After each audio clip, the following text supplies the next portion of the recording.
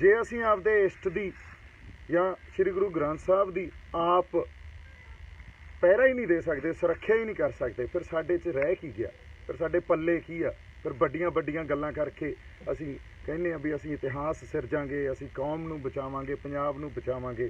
जे असीं आपदे गुरुआं दी जिन्हां ने पंजाब नूं सिरजिया उन्हां दे फलसफिਆਂ दी असीं रखिया नहीं कर सकते, उत्थे श्री गुरु ग्रंथ साहब दे जिहड़े सरूप जिहड़े मिसिंग आ उन्हां लई भी बैठे आ, बेअदबी दीयां घटनावां लई भी बैठे आ, किसानी लई भी बैठे आ, मजदूरां लई भी बैठे आ, नशिਆਂ दे भी विरुद्ध आवाज़ उठाउणी आ, असीं बेरोज़गारी दे भी विरुद्ध आवाज़ उठाउणी आ, साडे पाणीਆਂ ਲਈ भी बैठे आ। गल प्रतੱਖ हो गई, लो साडे सामने गल करनी आ। सरकार नूं कहो पहिलां साडे नाल सानूं दिलां 'ਚ ਇਹ भरोसा जताओ भी तुसीं सच्चे रूप 'ਚ साडे नाल गल करना चाहुंदे, असल 'ਚ गल करना चाहुंदे हो तां जिहड़े कानून आ उन्हां नूं सस्पेंड करो, कीप इट इन अबैंस। सत श्री अकाल जी, थोड़े रूबरू होए आ, गल्लां बड़ियां गंभीर आ। सब तो वड्डी ते पहली गल साडे इष्ट श्री गुरु ग्रंथ साहब जी की बेअदबी फेर होनी, अंग गुरु श्री गुरु ग्रंथ साहब जी दे खिलारे जाने। सो हुण इहदे ते जे असीं गल ना करते या मैं गल ना करदा, किते ना किते मेरी रूह नहीं मननी सी, या अंदरों जिहड़ी असीं आपदा दुख ते गुस्सा भी जाहिर करना चाहुंदे आ, ओह गल नहीं सामने आउणी सी। गल गंभीर क्यों है ये असीं समझीए। पहिलां 2015 च भी किसान संघर्ष चल रहा सी, उस वेले भी कल दे दिन श्री गुरु ग्रंथ साहब जी की बेअदबी हुई, ते हुण भी उसे जमा पड़ाਅ ते आके खड़े हैं असीं। सो ये आपस च किते ना किते कोरिलेट करदी है गल। पर इदों पहिलां गल असीं एक होर समझीए, जे असीं आपदे इष्ट दी या श्री गुरु ग्रंथ साहब दी आप पहरा ही नहीं दे सकते, सुरक्षा ही नहीं कर सकते, फिर साडे च रह की गया, फिर साडे पल्ले की आ। फिर बड़ियां बड़ियां गल्लां करके असीं कहने भी असीं इतिहास सिरजांगे, असीं कौम नूं बचावांगे, पंजाब नूं बचावांगे। जे असीं आपदे गुरुआं दी जिन्हां ने पंजाब नूं सिरजिया उन्हां दे फलसफिਆਂ दी असीं रखिया नहीं कर सकते, भी पिंड वाले पहरा ला देण, जिवें रौल लगदी आ घर वाइज पिंड च जे 500 घर आ तां 500 घर एक एक करके पहरा ला देण। जिद्दें एक घर दा पहरा लग्या उहदी बारी 2 या 3 महीनों बाद फिर आऊगी। जे असीं इन्ना भी नहीं कर सकते तो फिर असीं कहने भी बेअदबियां नूं रोक लांगे, या असीं श्री गुरु ग्रंथ साहब जी जिहड़े साडे इष्ट आ उन्हां नूं समर्पित आ। तो मैनूं लगदा किते ना किते साडे च उस समर्पण च कमी आ, इस गल नूं समझण दी जरूरत आ। हुण जे असीं वो बंदा जिहड़ा फड़िया गया, पिंड वालिਆਂ ने फड़ के उहनूं पुलिस नूं देता, ते गल की कही जा रही है भी वो तां जी वो तां नशेड़ी आ, या वो नशे च सी, या कोई उहदे च मानसिक तौर ते खराबी आ। हुण जिहड़े मानसिक तौर ते खराबी हुंदी आ या नशे च जिहड़े आके बंदे ये काम करदे आ, उहनां नूं श्री गुरु ग्रंथ साहब दे सरूप ही क्यों लभदे आ। सो गल कल्ली आपां जिहड़ी ये समझण दी जरूरत आ भी ये किते ना किते इहदे पिछे कोई बहुत वड्डी चाल पई आ। पिंड वालिਆਂ ਨੂੰ ਚਾਹੀਦਾ ਸੀ भी उस बंदे नूं फड़ के ਪਹਿਲਾਂ ਉਹ ਤਾਂ ਪੁੱਛ-ਗਿੱਛ करो।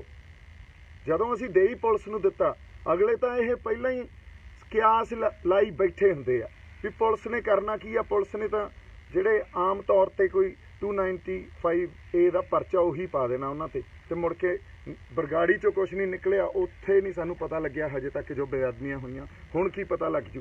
सो पहला सानू आप पिंड वालिਆਂ ਨੂੰ पुੱਛ-ਗਿੱਛ करनी चाहिए सी, बई दस तेरे पिछे कौन आ, ये गल ਇਹਦੀ जड़ कित्थे पई आ।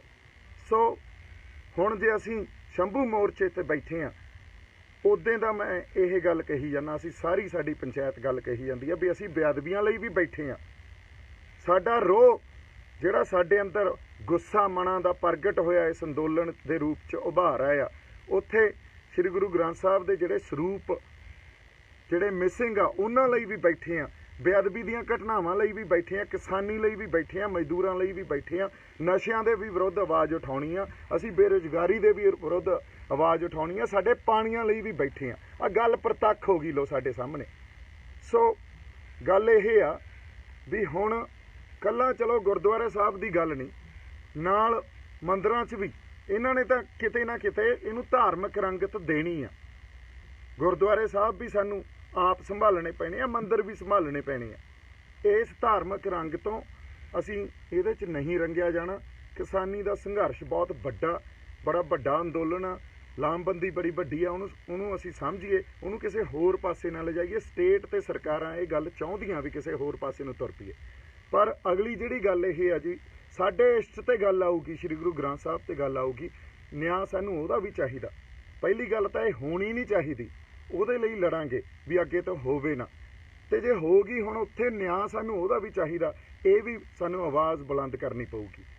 ਅਗਲੀ ਗੱਲ, ਜੇ ਵਾਪਸ ਅਸੀਂ ਆਪਦੇ ਸੰਘਰਸ਼ ਵਾਲੇ ਪਾਸੇ ਆਈਏ ਤਾਂ ਬਹੁਤ ਜ਼ਰੂਰੀ ਗੱਲ ਆ ਇਹ ਸਾਡੇ ਲਈ ਸਮਝਣੀ ਵੀ ਇੱਕ ਇਹਨਾਂ ਦੀ ਕੋਈ ਕਮੇਟੀ ਸਰਕਾਰ ਭੇਜ ਰਹੀ ਆ, ਜਿੱਥੇ 5-6 ਉਹਨਾਂ ਦੇ ਮੰਤਰੀ ਆ ਜਿਹੜੇ ਸਰਕਾਰ ਦੇ, ਉਹਨਾਂ ਦੀ ਡਿਊਟੀ ਲਾਤੀ ਆ ਵੀ ਤੁਸੀਂ ਵੱਖ-ਵੱਖ ਸ਼ਹਿਰਾਂ 'ਚ ਜਾਓ ਤੇ ਆਪਦੀਆਂ ਉੱਥੇ ਜਾ ਕੇ ਵੱਡੀਆਂ ਸਭਾਵਾਂ ਕਰੋ, ਵੱਡੇ ਆਪਦੇ ਤੁਸੀਂ ਇੱਕ ਮੁਜ਼ਾਹਰੇ ਕਰੋ, ਜਿੱਥੇ ਲੋਕਾਂ ਨੂੰ ਜਾਂ ਕਿਸਾਨਾਂ ਦੇ ਆਗੂਆਂ ਨੂੰ ਇਹ ਗੱਲ ਸਮਝਾਓ ਵੀ ਇਹ ਜਿਹੜੇ ਨਵੇਂ ਬਿੱਲ ਆ ਜਾਂ ਨਵੇਂ ਕਾਨੂੰਨ ਆ ਇਹ ਕਿਸ ਤਰ੍ਹਾਂ ਲਾਹੇਵੰਦ ਹੋਣਗੇ ਕਿਸਾਨਾਂ ਲਈ ਜਾਂ ਮਜ਼ਦੂਰਾਂ ਲਈ।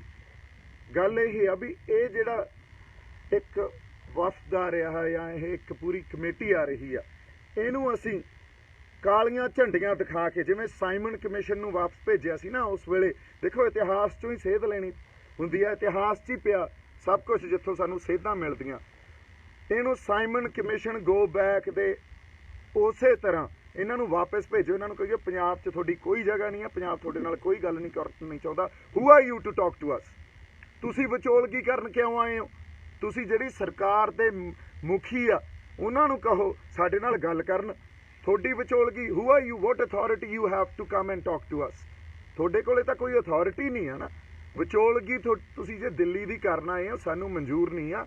ਇਹਨਾਂ ਨੂੰ ਕਾਲੀਆਂ ਝੰਡੀਆਂ ਦਿਖਾ ਕੇ ਆਪਦੇ ਘਰਾਂ ਤੇ ਵੀ ਲਾਓ ਤੇ ਜਿੱਥੇ ਜਿੱਥੇ ਇਹਨਾਂ ਦੇ ਮੁਜ਼ਾਹਰੇ ਹੋਣ ਉੱਥੇ ਦਿਖਾਓ। ਇਹਨਾਂ ਨੂੰ ਪਤਾ ਲੱਗੇ ਵੀ ਪੰਜਾਬ ਇਹਨਾਂ ਨਾਲ ਇਸ ਢੰਗ ਨਾਲ ਗੱਲ ਕਰਨ ਵਾਸਤੇ ਤਿਆਰ ਨਹੀਂ ਆ। ਇਹ ਸਾਨੂੰ ਹੁਣ ਗੁੰਮਰਾਹ ਨਹੀਂ ਕਰ ਸਕਦੇ।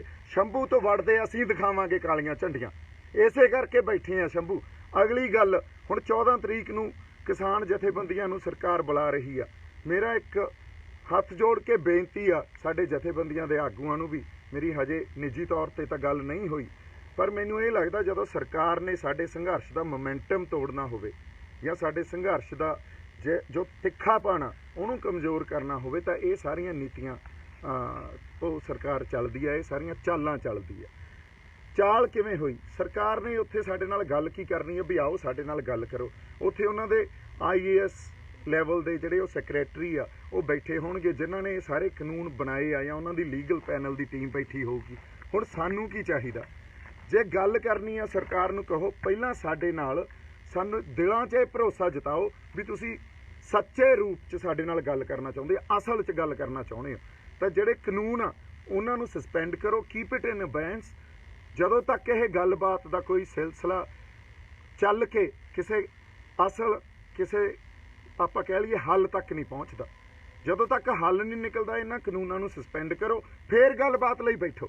ਤੇ ਗੱਲਬਾਤ ਲਈ ਵੀ ਜਦੋਂ ਬੈਠਣਾ ਉਦੋਂ ਅਸੀਂ ਇੱਕ ਐਗਰੋ ਇਕੋਨਮਿਸਟ ਆ ਜਿਹੜੇ ਸਾਡੇ ਪੰਜਾਬ ਦੇ, ਉਹਨਾਂ ਨੂੰ ਨਾਲ ਲੈ ਕੇ ਚੱਲੀਏ, ਲੀਗਲ ਜਿਹੜੇ ਸਾਡੇ ਬ੍ਰੇਨ ਆ ਉਹਨਾਂ ਨੂੰ ਨਾਲ ਲੈ ਕੇ ਚੱਲੀਏ ਤੇ ਉਹ ਸਾਰੇ ਸਿਲਸਿਲੇ 'ਚ ਗੱਲਬਾਤ ਹੋਵੇ, ਤਾਂ ਹੀ ਕੋਈ ਪਾਰਦਰਸ਼ਤਾ ਹੋਊਗੀ ਉੱਥੇ।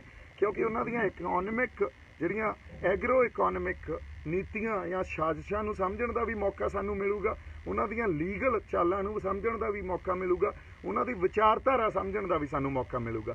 ਇਸ ਕਰਕੇ ਕਿਸਾਨ ਜਥੇਬੰਦੀਆਂ ਨੂੰ ਬੇਨਤੀ ਆ ਵੀ ਇਕੱਲੇ ਆਪ ਜੇ ਤੁਸੀਂ 14 ਤਰੀਕ ਨੂੰ ਜਾ ਕੇ ਸਰਕਾਰ ਨਾਲ ਬਿਨਾਂ ਕਿਸੇ ਸ਼ਰਤ ਤੋਂ ਬੈਠੋਗੇ, ਉਹਨਾਂ ਨੇ ਇੱਕ ਵਾਰੀ ਸਾਡਾ ਮੋਮੈਂਟਮ ਤੋੜ ਦੇਣਾ। ਉਹਨਾਂ ਨੂੰ, ਸਰਕਾਰ ਨੂੰ ਪਤਾ ਵੀ ਇਹ ਜਿਹੜੀ ਇਹਨਾਂ ਦੀ ਗੱਡੀ ਇੱਕ ਵਾਰੀ ਭੱਜੀ ਜਾਂਦੀ ਆ ਨਾ, ਇਹਨੂੰ ਇੱਕ ਵਾਰੀ ਠੱਲ ਲਓ ਕਿਵੇਂ ਨਾ ਕਿਵੇਂ। ਖੜੀ ਗੱਡੀ ਨੂੰ ਤਾਂ ਪਲਟਾ ਲਾਂਗੇ, ਭੱਜਦੀ ਗੱਡੀ ਨੂੰ ਨਹੀਂ ਪਲਟਾਇਆ ਜਾਣਾ। ਸੋ ਮੋਮੈਂਟਮ ਨਹੀਂ ਅਸੀਂ ਤੋੜਨਾ। ਅਗਲੀ ਗੱਲ, ਮੈਂ ਕੁਝ ਦਿਨਾਂ ਦੇ ਕੁਝ ਲੇਖ ਪੜ੍ਹ ਰਿਹਾ ਸੀ। ਮੇਰੀ ਬੇਨਤੀ ਆ ਜਿਹੜੇ ਆ ਗੱਗ ਬਣੀ ਆ ਹੋਰ ਜਿਹੜੇ ਬੰਦੇ ਵੱਡੇ ਵੱਡੇ ਲੇਖ ਲਿਖਣ ਲੱਗ ਗਏ, ਮੇਰੇ ਤੇ ਲਿਖਣ ਲੱਗ ਗਏ, ਇਹ ਕਹਿ ਲਓ ਹਜੇ ਜਿਹੜਾ ਮੇਰਾ ਕੈਰੈਕਟਰ ਅਸੈਸੀਨੇਸ਼ਨ ਆ ਨਾ, ਇਹ ਬਾਅਦ 'ਚ ਕਰ ਲਿਓ। ਬੜਾ ਟਾਈਮ ਪਿਆ ਸਾਡੇ ਕੋਲੇ ਕੈਰੈਕਟਰ ਅਸੈਸੀਨੇਸ਼ਨ ਕਰਨ ਦਾ। ਹਜੇ ਜਿਹੜੇ ਤੁਹਾਡੇ ਲੇਖ ਹੋਣੇ ਚਾਹੀਦੇ ਆ ਉਹ ਸਿਰਫ ਦਿੱਲੀ ਦੇ ਖਿਲਾਫ ਲਿਖੋ, ਸੰਘਰਸ਼ ਦਾ ਪਾਰਟ ਬਣੋ। ਜੇ ਮੈਂ ਆਪਦੀ ਗੱਲ ਕਰਾਂ, ਅੱਜ ਤੱਕ ਇੱਕ ਵੀ ਮੇਰੀ ਸਟੇਟਮੈਂਟ ਕਿਸੇ ਕੋਈ ਸਲਾਹ ਜੇ ਤੁਸੀਂ ਪੰਜਾਬ ਦੇ ਹੱਕ 'ਚ ਨਾ ਹੋਵੇ ਤਾਂ ਤੁਸੀਂ ਆ ਕੇ ਮੇਰੇ ਨਾਲ ਗੱਲ ਕਰ ਸਕਦੇ ਹੋ। ਕੋਈ ਇਹੋ ਜਿਹੀ ਸਲਾਹ ਦਿੱਤੀ ਹੋਵੇ ਜਿਹੜੀ ਦਿੱਲੀ ਦੇ ਹੱਕ 'ਚ ਭੁਗਤਦੀ ਹੋਵੇ, ਤੁਸੀਂ ਆ ਕੇ ਗੱਲ ਕਰ ਸਕਦੇ ਹੋ। ਹੁਣ ਮੈਂ ਕੌਣ ਆ? ਮੈਂ ਕੀ ਆਪਦੇ ਅੰਦਰ ਚਿਣਗ ਲੈ ਕੇ ਆਇਆ? ਮੇਰੇ ਤੇ ਸ਼ੱਕ ਕਰਦੇ ਹੋ, ਨਹੀਂ ਕਰਦੇ? ਕਿੱਥੇ ਕੀ ਕਰਨਾ ਇਹ ਆਪਾਂ ਬਾਅਦ 'ਚ ਕਰਾਂਗੇ, ਇਹਨਾਂ ਗੱਲਾਂ ਨੂੰ ਨਜਿੱਠ ਲਾਂਗੇ। ਬੜਾ ਟਾਈਮ ਆ ਤੁਹਾਡੇ ਕੋਲੇ। ਇਸ ਟਾਈਮ ਸਾਡਾ ਫੋਕਸ ਆ ਸਾਡਾ ਕਿਸਾਨੀ ਦਾ ਤੇ ਮਜ਼ਦੂਰਾਂ ਦਾ ਸੰਘਰਸ਼।